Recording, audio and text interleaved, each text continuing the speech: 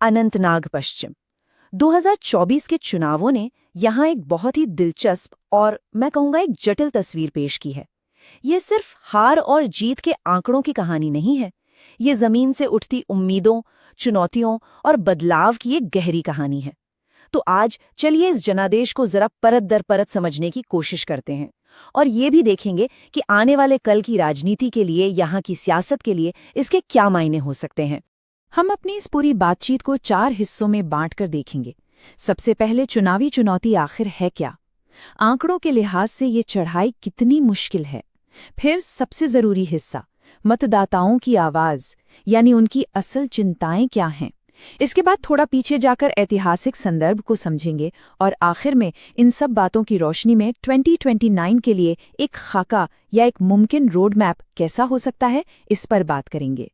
तो चलिए सबसे पहले बात करते हैं चुनावी चुनौती की। ये वाकई में एक कठिन चढ़ाई है और इसे पूरी तरह समझने के लिए 2024 के नतीजों के जो मुख्य आंकड़े हैं उन पर एक नज़र डालना बहुत ज़रूरी है, क्योंकि आंकड़े कभी झूठ नहीं बोलते। ये जो आप देख रहे हैं ये है अनंतनाग पश्चिम, एक ऐसा इलाका जो सिर्फ अपनी कुदरती खूबसूरती के लिए ही नहीं बल्कि अपने पेचीदा और विविध सियासी मिजाज के लिए भी जाना जाता है। यहाँ की डेमोग्राफी को समझना बहुत ज़रूरी है। आबादी का एक बड़ा हिस्सा कश्मीरी मुस्लिम है, लेकिन साथ ही गुज्जर और बकरवाल समुदायों की भी एक बहुत अहम और निर्णायक मौजूदगी है। इन सभी समुदायों की अपनी अपनी उम्मीदें हैं, अपनी अपनी परेशानियां हैं, जो मिलकर यहाँ के राजनीतिक समीकरण को तय करती हैं। अब देखिए, 2024 के नतीजे बिल्कुल साफ साफ कहानी बताते हैं। जीतने वाले उम्मीदवार जो जेकेएनसी से थे, उन्हें मिले 40.58% वोट। ये एक बहुत बड़ा वोट शेयर है। और दूसरी तरफ बीजेपी के उम्मीदवार को मिले 10.61% वोट। ये जो लगभग 30% का फासला है, यही इस क्षेत्र में किसी भी नई पार्टी के लिए असल चुनौती को दिखाता है। और अगर इसे हम वोटों की असल गिनती में देखें तो ये अंतर है 10,435 वोटों का। 10,000 से ज्यादा वोट। चुनावी राजनीति में ये हार जीत का एक बहुत बड़ा, एक निर्णायक फासला माना जाता है। तो यहीं से सबसे बड़ा रणनीतिक सवाल खड़ा होता है कि 2029 में जीतने के लिए आपको लगभग 40% से ज्यादा का वोट शेयर चाहिए होगा। तो कोई भी पार्टी सिर्फ 10% के वोट शेयर से छलांग लगाकर 40% के पार कैसे जा सकती है? ये जो इतना बड़ा अंतर है, जो एक खाई की तरह है, इसे कैसे भरा जा सकता है? अच्छा, इस मुश्किल सवाल का जवाब खोजने के लिए हमें आंकड़ों की दुनिया से बाहर निकलकर जमीन पर उतरना होगा। हमें मतदाताओं की आवाज सुननी होगी। ये समझना होगा कि जमीनी हकीकत क्या है, लोगों के लिए असल में क्या मायने रखता है। क्योंकि आखिर में लोकतंत्र में आवाज तो जनता की ही होती है और उनकी जरूरतों की ही होती है। और जब हम लोगों की बात सुनते हैं तो एक बात बहुत शिद्दत से, बहुत दर्द के साथ उभर कर आती है। ये एक वोटर की कही बात है कि हमारे एमफिल पीएचडी वाले युवा सालों तक बेकार बैठे हैं, रोजगार की उम्मीद में। पढ़े लिखे युवाओं को मजदूर के रूप में काम करने के लिए मजबूर किया जाता है। सोचिए, ये सिर्फ बेरोजगारी का मुद्दा नहीं है, ये पढ़े लिखे युवाओं के सम्मान का, उनकी डिग्निटी का संकट है। और देखिए, ये सिर्फ नौकरियों तक ही सीमित नहीं है। लोगों की जो रोजमर्रा की जिंदगी है वो भी कई मुश्किलों से घिरी हुई है, जैसे दिन ब दिन बढ़ती हुई महंगाई, खराब सड़कें और बिजली की हालत। ये तो एक स्थायी समस्या बन चुकी है। और इन सब के ऊपर लोगों के मन में एक गहरी भावना है, एक शिकायत है कि चुनाव खत्म होते ही नेता उन्हें भूल जाते हैं, उनकी कोई सुध नहीं लेता। तो यहाँ एक और बहुत अहम बात सामने आती है। जैसा एक वोटर ने साफ कहा कि हमें अनुच्छेद 370 की परवाह नहीं है, हमें नौकरियों और सुरक्षा की परवाह है। मतलब बिल्कुल साफ है, यहाँ बड़े बड़े राष्ट्रीय मुद्दे या वैचारिक बहसें उतना असर नहीं डालती। लोगों के लिए मायने रखते हैं उनके अपने स्थानीय और ठोस मुद्दे, रोजगार, सड़क, बिजली, पानी, सुरक्षा। यही वो चीजें हैं जो वोट देते वक्त उनके जहन में सबसे ऊपर होती हैं। और देखिए, ये हमारे संविधान की मूल भावना के भी करीब हैं, जो हर नागरिक को सम्मान के साथ जीने का अधिकार देता है। और एक जिम्मेदार नागरिक संवाद का मतलब भी यही है कि हम असल मुद्दों पर, जमीनी हकीकतों पर बात करें। अच्छा, इन चिंताओं को और बेहतर तरीके से समझने के लिए थोड़ा पीछे चलते हैं। अनंतनाग पश्चिम के चुनावी इतिहास को देखते हैं, क्योंकि इतिहास हमें कुछ ऐसे पैटर्न्स, कुछ ऐसी लकीरें दिखाता है जो आज की स्थिति को और साफ कर देती हैं। अब जरा वोटर टर्नआउट यानी मतदान प्रतिशत पर नजर डालिए। इसमें कितना जबरदस्त उतार चढ़ाव रहा है। 1987 में 83.80% लोग वोट डाल रहे थे। फिर 2002 आते आते ये गिरकर सिर्फ 7.16% रह गया और अब 2024 में ये करीब 49.15% पर पहुंचा है।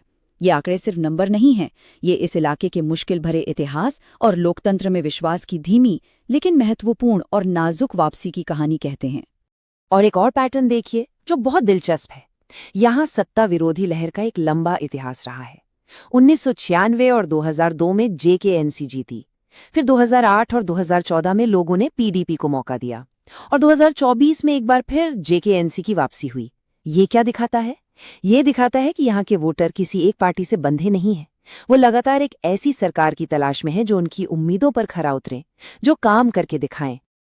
अब अगर हम बीजेपी के चुनावी इतिहास की बात करें तो 2024 से पहले इस सीट पर पार्टी की मौजूदगी लगभग शून्य थी, 0.0%।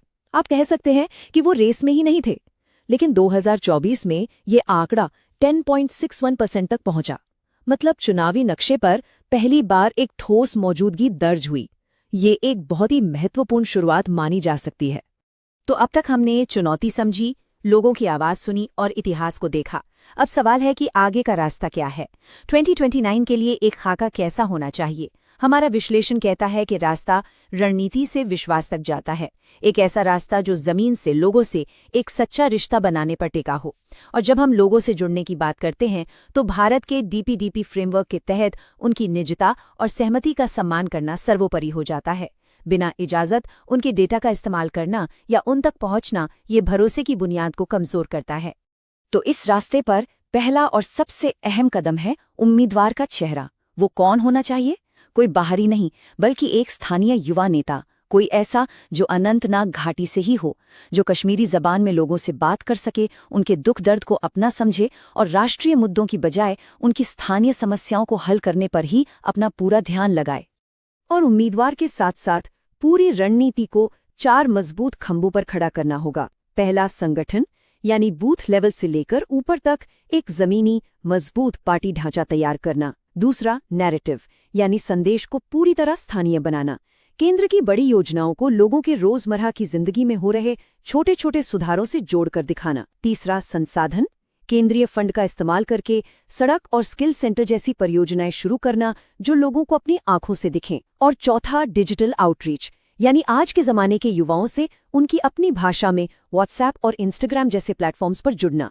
तो ये जो नैरेटिव में बदलाव की बात है, इसका मतलब क्या है? देखिए, एक कमजोर तरीका है दिल्ली में बैठकर हिंदी में राष्ट्रीय मुद्दों की बात करते रहना, और एक मजबूत तरीका है अनंतनाग में खड़े होकर कश्मीरी और गोजरी में स्थानीय नौकरियों और बुनियादी ढांचे पर ध्यान देना। ये सिर्फ भाषा का बदलाव नहीं है, ये सोच का, अप्रोच का बदलाव है। ऊपर से अपनी बात थोपने की जगह जमीन से उठ रही आवाज को सुनना और उस पर काम करना। अनंतनाग पश्चिम 2024 के चुनावों ने यहाँ एक बहुत ही दिलचस्प और मैं कहूँगा एक जटिल तस्वीर पेश की है।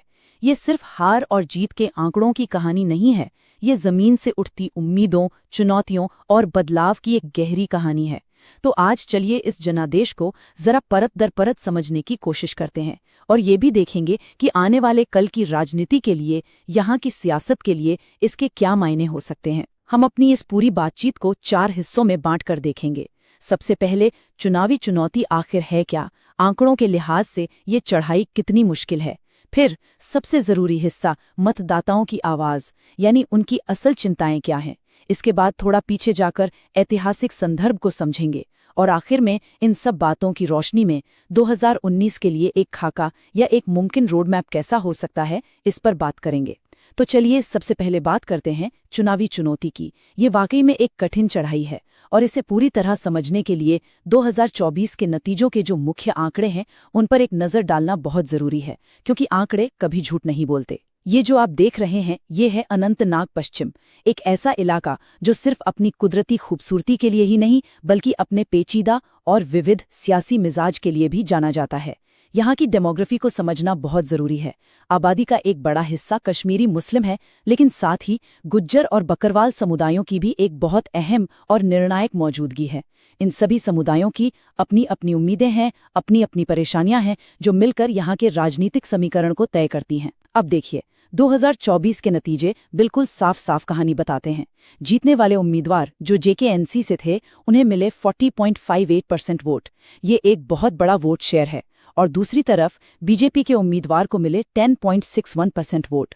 ये जो लगभग 30% का फासला है, यही इस क्षेत्र में किसी भी नई पार्टी के लिए असल चुनौती को दिखाता है। और अगर इसे हम वोटों की असल गिनती में देखें तो ये अंतर है 10,435 वोटों का, 10,000 से ज्यादा वोट। चुनावी राजनीति में यह हार जीत का एक बहुत बड़ा, एक निर्णायक फासला माना जाता है। तो यहीं से सबसे बड़ा रणनीतिक सवाल खड़ा होता है कि 2019 में जीतने के लिए आपको लगभग 40% से ज्यादा का वोट शेयर चाहिए होगा।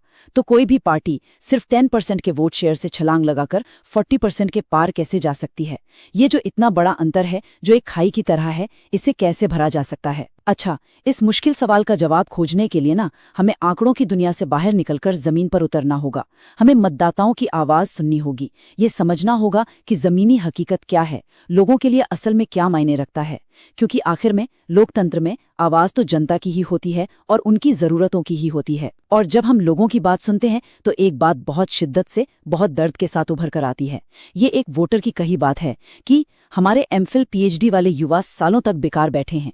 रोजगार की उम्मीद में पढ़े लिखे युवाओं को मजदूर के रूप में काम करने के लिए मजबूर किया जाता है। सोचिए, ये सिर्फ बेरोजगारी का मुद्दा नहीं है, ये पढ़े लिखे युवाओं के सम्मान का, उनकी डिग्निटी का संकट है। और देखिए, ये सिर्फ नौकरियों तक ही सीमित नहीं है।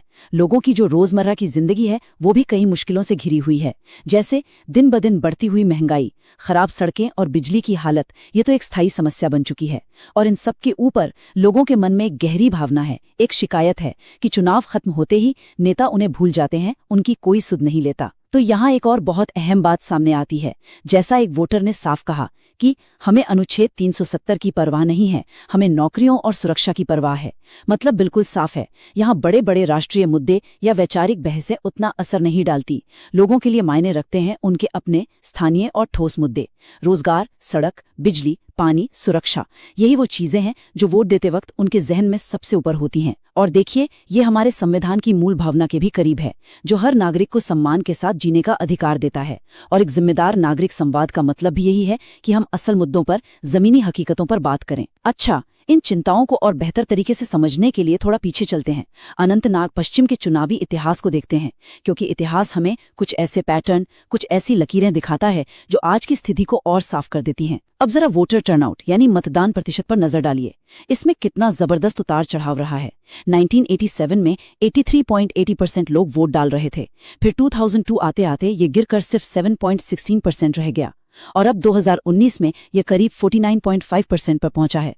ये आंकड़े सिर्फ नंबर नहीं हैं, ये इस इलाके के मुश्किल भरे इतिहास और लोकतंत्र में विश्वास की धीमी लेकिन महत्वपूर्ण और नाजुक वापसी की कहानी कहते हैं। और एक और पैटर्न देखिए जो बहुत दिलचस्प है। यहाँ सत्ता विरोधी लहर का एक लंबा इतिहास रहा है। 1996 और 2002 में जेकेएनसी जीती, फिर 2008 और 2014 में लोगों ने पीडीपी को मौका दिया, और 2024 में एक बार फिर जेकेएनसी की वापसी हुई।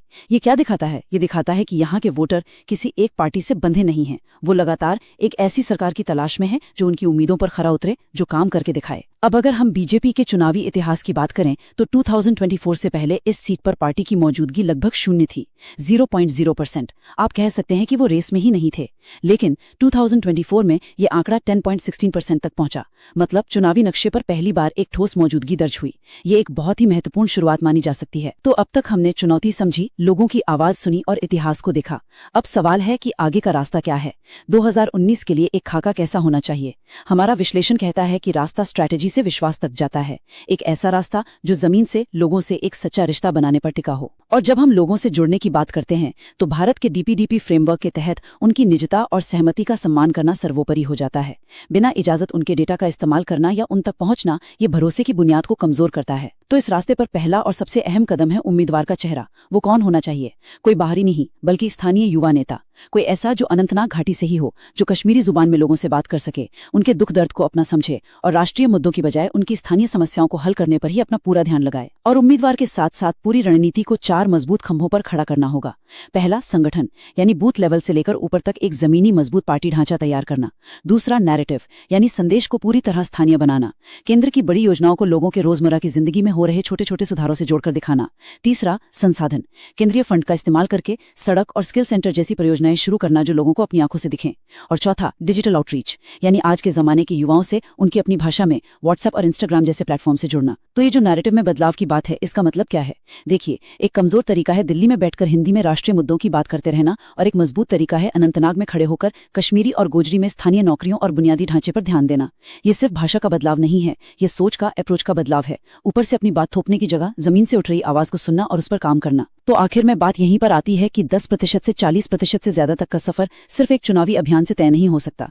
ये गवर्नेंस के लिए, लोगों की सेवा के लिए एक लंबी 5 साल की प्रतिबद्धता है, जिसकी शुरुआत आज से, अभी से करनी होगी। और ये हमें एक आखिरी सवाल पर लाकर छोड़ देता है, क्या सिर्फ जमीनी सेवा और भरोसा बनाने के 5 साल के प्रोजेक्ट पर ध्यान केंद्रित करके एक जीत का समीकरण बनाया जा सकता है? शायद इसका जवाब तो वक्त ही देगा। अगर आप एक जन केंद्रित नेता बनना चाहते हैं और अपने निर्वाचन क्षेत्र का उत्थान करना चाहते हैं, तो blueprintstrategies.ai से mgr@blueprintstrategies.ai पर संपर्क करें या 08042041602 पर कॉल करें। Purpose beyond politics.